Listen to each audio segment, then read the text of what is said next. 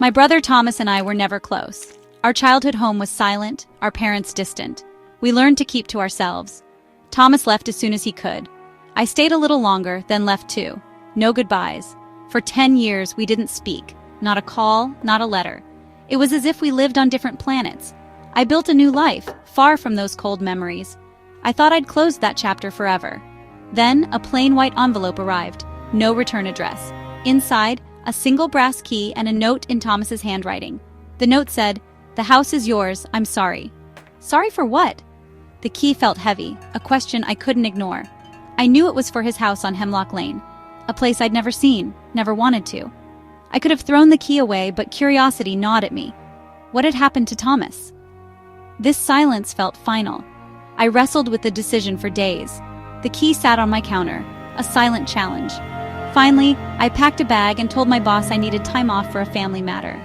The drive to his town was long and quiet, dread growing with every mile. I wasn't just driving to a house, I was driving toward an answer I wasn't sure I wanted. The sky was gray, matching the mood in my heart.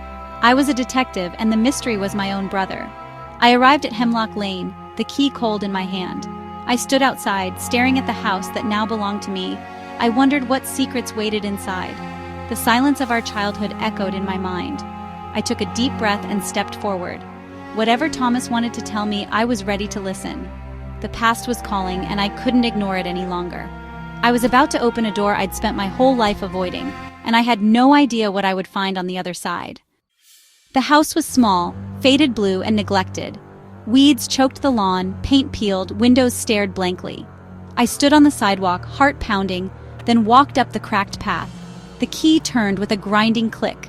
The door creaked open, revealing darkness and a strange, sweet, rotten smell. Inside, dust covered everything. A newspaper from months ago, a mug with mold, silence pressing in. I moved through the rooms. Living room, kitchen, all frozen in time. Dirty dishes in the sink, a calendar stuck on April. It was July now. He'd been gone for months. Everything was as he left it. Down a narrow hallway, 2 doors waited. One led to a messy bedroom. The other, at the end, was closed.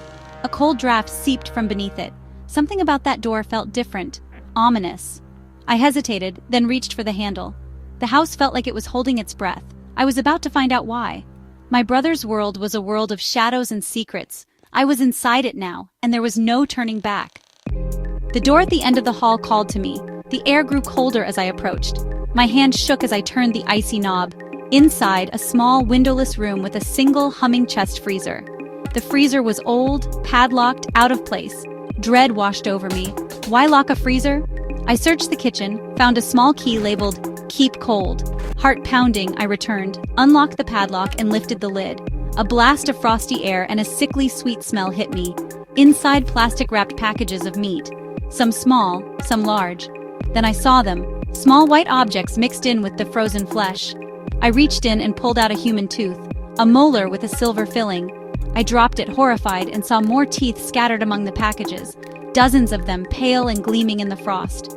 My mind reeled. What had Thomas done? The freezer was a grave, a secret kept on ice. I staggered back, unable to breathe. The truth was colder than the room itself. I wanted to run, but I couldn't move. The silence was broken only by the freezer's lonely hum. I had found my brother's secret, and it was monstrous. I fled the house, horror chasing me all the way to my car. I drove without looking back. The image of the freezer burned into my mind. Days blurred together. I couldn't eat, couldn't sleep. The hum of the freezer haunted me. I saw teeth in every shadow, smelled rot in every room. I felt sick, weak, and alone, trapped in a nightmare I couldn't escape. I never called the police. What could I say? Who would believe me? Fear kept me silent. The secret was a weight I carried alone. My brother's darkness had infected me. I was haunted by what I'd found, and by what it meant. The world outside felt distant, unreal. I was changed, broken by the truth. The silence of our family had become a prison. I wondered if Thomas had felt the same way. I wondered if the hunger would ever leave me. The secret was alive inside me, growing colder every day. I was alone with it, and the loneliness was unbearable.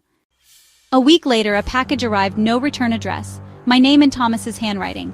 The box was cold, the smell familiar and wrong. I knew I should throw it away, but I couldn't. Inside, a butcher's box tied with red string. I opened it. A single, perfect steak, red and marbled, sat on white paper. It looked fresh, too fresh. I stared at it, torn between horror and a strange, gnawing hunger. I put it in the fridge, but its presence filled the apartment. The hum of the fridge grew louder, shadows moved at the edge of my vision. I heard whispers, my brother's voice calling from the dark. The line between reality and nightmare blurred. The house on Hemlock Lane was far away, but its darkness had followed me home. The steak was a message, a challenge, a curse. I couldn't escape it. I was being drawn back into my brother's world, and I didn't know if I wanted to resist.